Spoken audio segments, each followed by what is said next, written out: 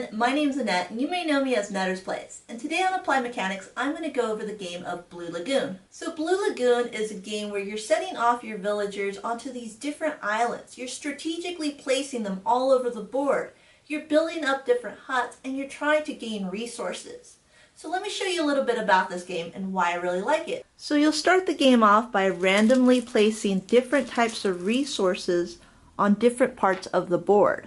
Players will then begin again by placing either villages or villagers onto the board. At the start of the round, players will only be able to place in the ocean.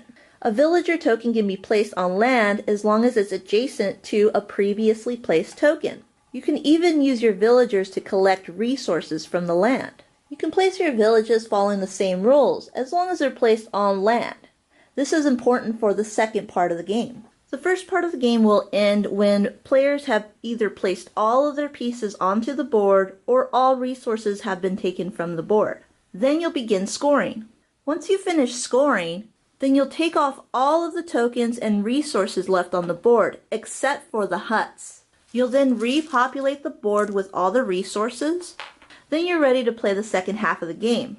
The only difference is that you cannot place your villager anywhere into the sea. It has to be connected to a previously placed hut.